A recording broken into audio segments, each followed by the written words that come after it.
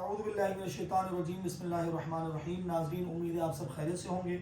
Programme اچھی بات میں ہم آپ کو خوش آمدید کہتے ہیں، اور آج ایک بار پھر ہمارے گزشتہ پروگرامز کی طرح ہم ایک اہم ترین موضوع لے کر آپ کے سامنے حاضر ہوئے ہیں، اور ہمارے ساتھ موجود ہیں ہمارے بلال بھائی. کیسے ہیں آپ بلال بھائی صاحب؟ ٹھیک ٹھاک ہیں جی. اچھا، آج ہم جس موضوع پہ بات کریں گے تو وہ کئی چیزوں کو کور کرے گا، ٹھیک ہے نا. اور معاملہ یہ ہے کہ ہمارے ہاں عمومی طور پہ لوگوں میں یہ بات پائی جاتی ہے کہ جی ان میں تو منافقت بھری ہے، کوٹ کوٹ میں منافقت بھری ہے، منافق ہے یہ آدمی. تو یہ منافقت بھری ہے، منافق ہے یہ آدمی، یہ کیا چیز ہے؟ مطلب منافقت کے بارے میں کیا کہیں گے؟ کیا چیز ہوتی کیا ہے؟ ثاقب بھائی، اگر منافقت کو بہت سادے الفاظ میں بیان کریں نا، منافقت کہتے ہیں دل ظاہر کے خلاف ہو. ہاں بالکل صحیح ہے. ٹھیک ہے جی. کیسے؟ جسے آپ اور آسان لفظوں میں کہیں، جو ہمارے ہاں کہتے ہیں دوہرا پن، ڈبل فیس، ڈبل اسٹینڈرڈز، بالکل ڈپلومیسی.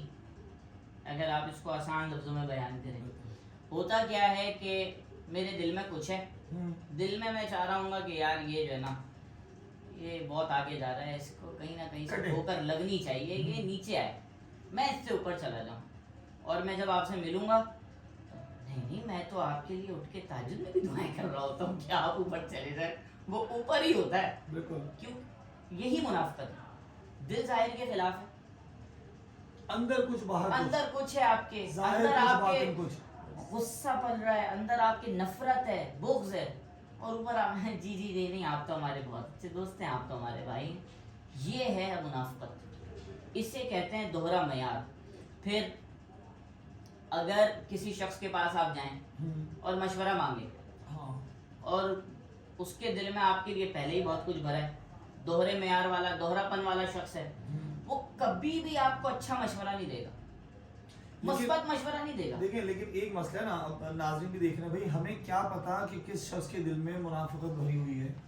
بہت اچھا سوال کیا. اور ہم تو ایک دیکھیں، یہ بات تو ٹھیک ہے، لوگ سمجھتے ہیں کہ بھائی صاحب الرائے سے مشورہ کرنا چاہیے، یعنی جو بندہ اس فیلڈ کا ہو.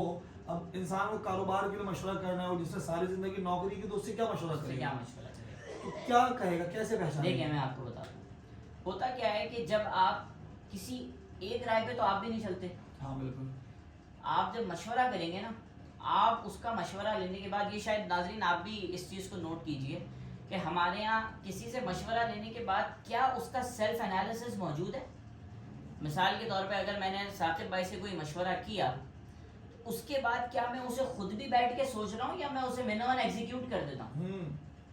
کیونکہ اگر آپ نے ایک سچویشن میں جس میں آپ موجود ہیں، آپ نے مشورہ کیا، میں نے آپ سے مشورہ کیا، آپ شاید اس فیلڈ کے نہ ہوں، یا آپ کو اس سچویشن کا علم نہ ہو، تو آپ مجھے مشورہ صرف ظاہری صورتحال دیکھ کر دیں گے. بالکل. اب میرے مشورے کو آپ نے اپنی موجودہ صورتحال پہ رکھنا ہے، اور تمام تر پہلوؤں سے آپ نے اس چیز کو دیکھنا ہے. آپ کو بہت جلد انالیسس سے پتہ لگ جائے گا کہ اس بندے نے جو مشورہ دیا ہے وہ آگے جا کے آپ کے بینیفٹ میں، آپ کے فائدے میں جا رہا ہے، یا آپ کو نقصان دے رہا ہے. مشورہ لینا، آرڈر نہیں لینا. ہاں، آرڈر نہیں لینا، پہلی چیز. دوسرا یہ کہ وہ جب وہ بات آپ کو، مشورہ جو آپ کو وہ دے رہا ہوگا نا، آپ اگر اسے سننے کے بعد ٹھنڈے دماغ سے اکیلے میں بیٹھیں گے نا، اور آپ اس کا جائزہ لیں گے، تو کہیں نہ کہیں جھلک آ جاتی ہے، کہیں نہ کہیں آپ کو وہ فلر آ جائے گا کہ یار یہ میرے حق میں نہیں جا رہا، یہ مروا دے گا، یہ نہیں کرنا میں نے. کہ کسی سے بھی مشورہ لیا جائے تو ہر مشورے پر منون ایسی عمل نہیں کرنا چاہیے، اسے ایگزیکیوٹ نہیں کرنا چاہیے. اچھا، اسی طرح جو آپ نے بات کہی، تو اس کی اور بھی کچھ علامتیں ہیں. یقیناً معاشرے میں یہ انتہائی خرابی کا سبب ہے. اس کا ریزن یہ ہے کہ بندہ جو ہے نا، وہ اس کی وجہ سے دھوکہ دہی شروع کر دیتا ہے. اچھا، اور دھوکہ دہی میں کیا ہوتا ہے عمومی طور پہ؟ وہ اوپر تو بتایا کہ نہیں میں نے دھوکہ دیا ہے. تو انسان، ناظرین دو باتیں میں آپ سے ذکر کروں، اور اس پر خصوصی طور پہ جو ہماری خواتین ہیں ان کو تو بہت زیادہ غور و فکر کرنا چاہیے. وہ اکثر اس طرح کے جالوں میں پھنس جاتی ہیں، اور آدمی بھی اس طرح بیچارے پھنس جاتے ہیں کئی جگہوں پر. ضرورت سے زیادہ جو میٹھا ہو، ضرورت سے زیادہ جو میٹھا ہو، اس سے بچ کے رہیے، ایک بات. دوسری بات یہ، جو کثرت کے ساتھ وعدے کرتا ہو، اس کے وعدے ختم نہیں ہو رہے. اتنے وعدے کر رہے ہیں، کل ہو جائے گا، رشتہ کرنے سے پہلے اتنے وعدے، اور پھر بعد میں کیس آتے روتے ہوئے کہ انہوں نے تو یہ کر دیا، انہوں نے تو وہ کر دیا. تو یہ بڑے خطرناک معاملات ہیں. تو جو بندہ بہت زیادہ وعدے کرے, ٹھیک ہے, ایک ہوتا ہے بندہ کوشش کرتا ہے کسی کام کی, ایک ہوتا ہے بالکل ایسے یقین دلاتا ہے کہ کام ہو گیا, تو یہ خطرناک بندہ ہوتا ہے. یہ جو ایک صرف ایڈیشن کرتے ہیں جو آپ نے رشتوں والی بات کہی نا, اس میں کہیں نہ کہیں سامنے والی پارٹی کا بھی لالچ کا عنصر ہوتا ہے کہ بہت جلدی وعدوں میں بھی آ جاتے ہیں. بھائی آپ ریئلسٹک ہو کے دیکھیں نا, آپ دیکھ رہے ہوتے ہیں آگے محلات, لالچ, بہت ساری چیزیں ایسی آپ آتی پلیز ہیں. کنٹینیو کیجیے. تو یہ ضرورت سے زیادہ میٹھا ہونا اور کثرت کے ساتھ وعدے. اچھا باقی اس کے علاوہ ایک سوال ہے, بھائی منافقت تو چلے آپ نے کہہ دیا جی ڈبل اسٹینڈرڈ ہے, اس کا ریزن کیا ہے؟ مطلب منافقت کو آپ کو کہیں تو کٹ کرنا یہ اب آپ بیماری کے تشخیص اس پر کی آ گئے. تشخیص, بھائی وجہ کیا ہے منافقت, یہ پیدا کیوں ہوتی ہے, آخر کیا ریزن ہے؟ ثاقب بھائی اس کا ایک سادہ سا ریزن ہے, وہ ہے حسد. حسد. حسد. اللہ کے نبی صلی اللہ علیہ وسلم کی حدیث مجھے یاد آ گئی یہاں پر, آپ نے فرمایا کل ذی نعمت محسود, ہر ذی نعمت سے حسد کیا جاتا ہے. ذی نعمت مطلب یعنی کہ ایسا شخص, ہر ایسا شخص جس کے پاس کوئی نہ کوئی نعمت موجود ہو. مثال کے طور پہ آپ کے پاس کوئی بھی نعمت ہو, آپ کے پاس سیوک ہے, انشاءاللہ اللہ تعالیٰ آپ کو جلد سیوک بھی دلا دے. آپ کے پاس سیوک گاڑی ہے, میں دیکھ رہا ہوں صبح شام آپ کو آتے جاتے دیکھ رہا ہوں, آپ کے ساتھ گھوم بھی رہا ہوں, لیکن میرے دل میں کیا ہے, میرے دل میں یار کیا ہے اس کے پاس ہے, میرے پاس کیوں نہیں ہے, یار اس کے پاس سے بھی چلی جائے. یہ حسد ہے. نعمت سامنے والے کی دیکھ کر یہ کہنا, ناظرین یہ آپ غور سے سنیے, کسی کی نعمت کو دیکھ کر یہ خیال دل میں لانا کہ یہ اس سے دور ہو جائے, اس سے چھن جائے, اس سے چلی جائے, یہ حسد ہے. اس کے عکس آپ کو ایک بہتر چیز میں عرض کر دیتا ہوں, وہ یہ ہے آپ رشک کریں, یا باری تعالیٰ اللہ سے دعا کریں تو نے اسے یہ نعمت عطا کی ہے, مجھے بھی عطا فرما دے. رشک کرنا کوئی بری بات نہیں, بلکہ رشک میں یہ سمجھتا ہوں کہ ذاتی رائے یہ کہ اس میں فائدہ یہ ہے کہ آپ سامنے والے کی جو چیز, جو نعمت اللہ نے اسے دی, آپ اس پہ اللہ کی تسبیح بھی بیان کرتے ہیں, بالکل ماشاء اللہ کہتے ہیں, اور ساتھ ہی ساتھ اللہ سے دعا بھی کرتے ہیں کہ باری تعالیٰ تو نے اسے تو عطا فرمائی, اسے برکت دے, مجھے بھی عطا فرما دے. لیکن یہ تو اس صورت میں ہوگا نا کہ جب بندہ واقعی میں در حقیقت صرف اس نعمت کا حصول چاہتا ہو. صحیح. دیکھیں یہ تو مجھے مثال کے طور پہ آپ کا بولنا اچھا لگتا ہے, ٹھیک ہے جی, اب شکریہ بتانے کا. ہاں, تو اب اگر میں یہ کہوں کہ بھائی مجھے بولنا آ جائے, ٹھیک ہے نا, تو یہ تو اگر مجھے فقط نعمت کا حصول مراد ہو تو میں رش کروں گا کہ بھائی ٹھیک ہے اللہ تعالیٰ نے آپ کو بھی نعمت دی, اللہ تعالیٰ مجھے بھی عطا فرمایا. لیکن اگر مجھے در حقیقت حصول مراد نہیں میری, وہی تو حسد ہے. در حقیقت یہی مراد ہے کہ بس اس کو نہ ملے, وہی تو حسد ہے قبلہ میں, یہی حسد ہے کہ ایک چیز آپ کے پاس موجود ہے, بس وہ آپ سے چلی جائے دور. آپ کے پاس جو اچھی چیزیں ہیں یا آپ کو جو نعمتیں میسر ہیں, آپ کو اچھا گھر میسر ہے, بس وہ آپ کے پاس نہ ہو.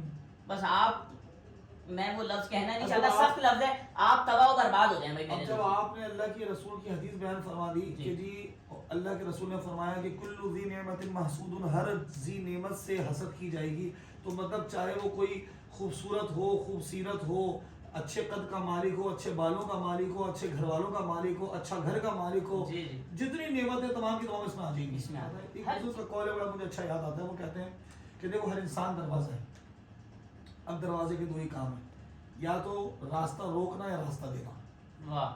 اب یہ تم پر منحصر ہے کہ تم راستہ دینے والے دروازہ بنتے ہو یا راستہ روکنے والا بنتے ہو.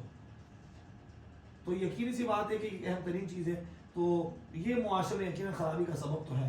میرا خیال میں ہم اس بات کو کنکلوڈ کرتے ہیں, اور اس کو ہم تشخیص کر چکے. تشخیص یہ ہے کہ حسد بیماری ہے. حسد کے ریزن بہت سارے ریزن میں سے ایک اصل کاز جو ہے وہ حسد ہے.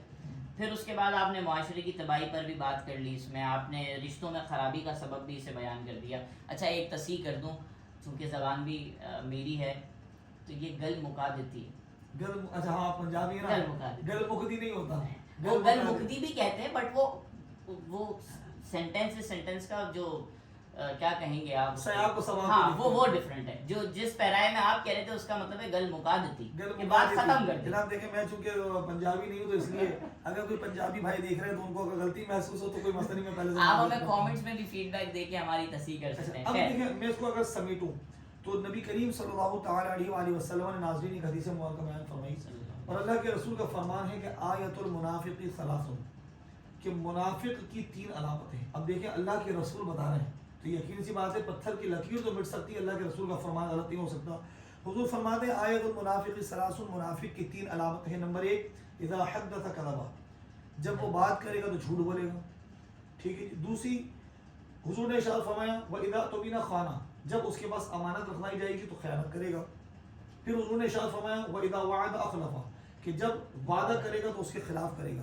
ناظرین دیکھیں تینوں کاموں کے اندر در حقیقت دیکھا جائے تو ظاہری طور پہ کچھ ہے اور باطنی طور پہ کچھ ہے. بات کر رہا ہے تو حقیقت کے خلاف بات کر رہا ہے، جھوٹ بول رہا ہے. اسی طرح بات کر امانت کے اندر در حقیقت حفاظت کے رکھا جاتا ہے، وہ امانت میں خیانت کر کے چوری کا مرتکب ہو رہا ہے، تو لہٰذا وہ حقیقت کے خلاف بات کر رہا ہے. پھر اسی طرح جب وہ وعدہ کرے گا تو وہ خلاف کرتا ہے، تو یقینی سی بات ہے کہ یہ بھی انتہائی ایک غیر اخلاقی حرکت کے تحت آتا ہے. ایک چھوٹا سا ایڈیشن اچھا جی آپ اچھا اسی میں ایک دوسری حدیث مبارکہ میں اللہ کے رسول نے ایک بات اس میں ارشاد فرمائی تھی. چوتھی چیز وہ میں ذکر کروں کیونکہ تھوڑا آج کل کے دور کے حساب سے تھوڑی سی ضروری ہے کہ حضور نے ارشاد فرمایا تھا کہ جب جھگڑا کرے تو گالی بکے. اب آپ ذرا سوچئے ناظرین، گالی بکنا اللہ کے رسول کے مطابق اگر کوئی جھگڑا کرنے میں بھی گالی بکے تو یہ منافق کی علامت ہے، یعنی مسلمان تو وہ کام بھی نہیں کرے گا. اور آج ہمارا یہ حال ہے کہ ہم جھگڑے میں تو درکنار، ہم تو یہاں پر بھائی بالکل مطلب شوقیہ گالی بکنے تکیہ کلام بنا ہوا ہے، بعد میں ہوگی پہلے گالی ہوگی.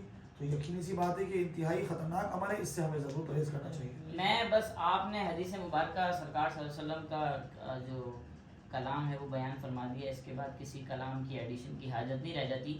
میں بس آپ سے یہ کہوں گا کہ جب آپ اپنے دل کو اور یعنی اپنے ظاہر کو اور اپنے جو آپ کا باطن ہے اس کو ایک کر لیں گے تو وہ یقین جانیے آپ کا دل صاف ستھرا ہو جائے گا. اور وہ لوگ جو اللہ تبارک و تعالیٰ کے قرب کو پانے کے لیے اس یوں سمجھ لیجیے اس کے قریب ہونے کے لیے عبادت اور ریاضت اختیار کرتے ہیں، آپ اس مقام کو بہت جلد پالیں گے کیونکہ آپ کا دل صاف ہوگا اور آپ کے دل میں کینہ، بغض اور حسد جیسی کوئی چیز نہیں ہوگی. تو میری اللہ تعالیٰ سے دعا ہے کہ جو بات جو حدیث مبارکہ ثاقب بھائی نے بیان کی اس پر ہم بھی عمل کریں، آپ بھی عمل کیجئے گا. بس ناظرین ہم اپنے اس پروگرام کو اینڈ کرتے ہیں اور امید کرتے ہیں کہ آپ اسے دیکھ کر پسند بھی کر رہے ہوں گے.